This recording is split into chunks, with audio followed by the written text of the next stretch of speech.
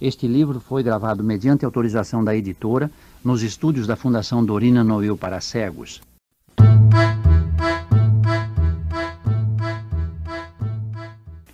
O Retrato Oval, Edgar Allan Poe, tradução de Márcia Pedreira. Lido por Anselmo D'Onofrio em agosto de 2001.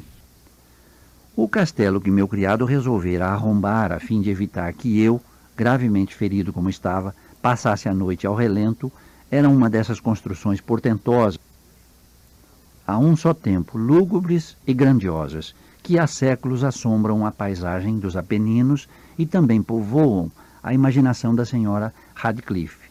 Ao que tudo indicava, o edifício fora abandonado há pouco e de modo temporário. Acomodamo-nos num dos aposentos menores, mobiliado com menos suntuosidade que os demais e localizado num torreão afastado do castelo. A decoração era rica, embora desgastada e antiga. As paredes, cobertas por tapeçarias, também eram adornadas não só por inúmeros troféus de armas dos mais variados formatos, bem como por uma quantidade excessiva de pinturas modernas muito vivazes, emolduradas por ricos arabescos dourados. Talvez o delírio que me acometera tivesse sido a verdadeira causa de meu profundo interesse por essas pinturas, por esses quadros que pendiam não apenas diretamente da superfície das paredes, como também se revelavam nos incontáveis nichos ali presentes, criados conforme o estranho estilo arquitetônico do castelo. Assim sendo, como já anoitecera, ordenei que Pedro fechasse as pesadas venezianas do quarto, acendesse as velas do grande candelabro junto à cabeceira de minha cama e abrisse completamente o cortinado de veludo negro, arrematado por franjas, que circundava todo o leito. Desejei que tudo isso fosse executado o mais brevemente possível para que, se acaso não conseguisse me entregar ao sono, ao menos pudesse me dedicar à contemplação das pinturas, acompanhando-a da leitura de um pequeno livro encontrado ao acaso em cima de meu travesseiro, que continha descrições e apreciação crítica das obras. Passei um longo espaço de tempo lendo, relendo e contemplando as obras com muita admiração. No decorrer desses momentos gloriosos, as horas se passaram num instante até soarem as badaladas profundas da meia-noite. Como o candelabro não estivesse mais numa posição que me favorecesse a leitura e, por não querer perturbar o descanso de meu criado já adormecido, preferi eu mesmo, embora com alguma dificuldade, estender o braço e ajeitar a luz de modo a iluminar melhor as páginas do livro. Porém, este simples gesto meu produziu um resultado totalmente inesperado. Vindos das inúmeras velas, havia muitas nos candelabros, os raios de luz foram bater justamente num dos nichos do quarto, que até o momento estivera completamente envolto na sombra, projetado por uma das colunas de minha cama. Só assim pude ver à plena luz um quadro que me passara despercebido até então. Era o retrato de uma moça, na flor da juventude, prestes a entrar na plenitude de sua feminilidade. Olhei o quadro num relance, fechando os olhos logo em seguida. De imediato, nem eu mesmo pude perceber por que motivo agir assim. Entretanto, ainda com as pálpebras cerradas, pus-me a pensar sobre a causa desse meu ato. Na verdade, fora apenas um movimento impulsivo que me permitira ganhar tempo para refletir, para me certificar de que meus olhos, afinal, não me haviam enganado, para me recobrar e dominar a fantasia, a fim de poder então lançar-lhe novo olhar com mais calma e segurança. Pouco depois, fixei outra vez o olhar na pintura, demoradamente. Dessa vez, não havia a menor dúvida de que não estivesse enxergando direito, pois aquele primeiro momento em que a luz das velas incidira sobre a tela servira para dissipar de uma vez o vago estupor que começara a entorpecer-me os sentidos, despertando-me completamente para a realidade ao meu redor. Como já disse, tratava-se do retrato de uma jovem. Utilizando a técnica a que se costuma denominar vignette, o quadro reproduzia-lhe apenas a cabeça e os ombros, e assemelhava-se muito ao estilo das melhores cabeças pintadas por Sully. Os braços, o colo e até mesmo as pontas dos cabelos esplêndidos misturavam-se imperceptivelmente à sombra indeterminada e profunda que formava o plano de fundo. A moldura era oval e dourada, enfeitada por ricas filigranas à moda mourisca. Como obra de arte, nada poderia se igualar à pintura em si.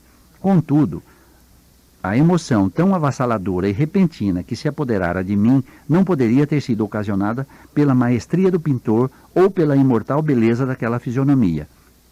E tampouco poderia ter sido fruto da minha imaginação abalada que, desperta de sua semissonolência, tivesse me feito confundir a imagem ali representada com a cabeça de uma mulher de carne e osso. Logo constatei que as peculiaridades do desenho, a técnica do vinhetista e da moldura deviam ter bastado para eliminar tal ideia imediatamente, impedindo que eu a tivesse nutrido, ainda que por um breve momento. Passei talvez uma hora inteira a refletir sobre essas questões, meio debruçado para a frente, com os olhos cravados no retrato. Por fim, satisfeito com o verdadeiro segredo do seu efeito, recostei-me à cama outra vez. Descobri que a mágica da pintura residia na absoluta verossimilhança daquela expressão que inicialmente me sobressaltara, para enfim me confundir, dominar e aterrorizar. Foi com profundo temor e reverência que recoloquei o candelabro na posição anterior. Uma vez que o motivo da minha profunda inquietação estava assim fora do meu campo visual, passei a examinar avidamente o livro que tratava dessas pinturas e de seu histórico.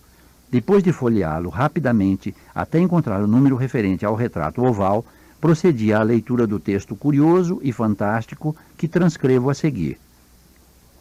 Entre aspas. Era uma jovem de rara beleza, cheia de encantos e alegria. Infeliz a hora em que encontrou o pintor, apaixonou-se e com ele se casou. Ele, um homem passional, estudioso e austero, já tendo a arte por sua amada. Ela, uma jovem de rara beleza, cheia de encantos e alegria, plena de luz e sorrisos, travessa como uma gazela nova, afetuosa e cheia de amor à vida. Odiando somente a paleta, os pincéis e demais instrumentos aborrecidos que a privavam da companhia do amado. Foi, portanto, com profundo pesar que essa jovem ouviu o pintor expressar o desejo de retratá-la a ela, sua bela esposa.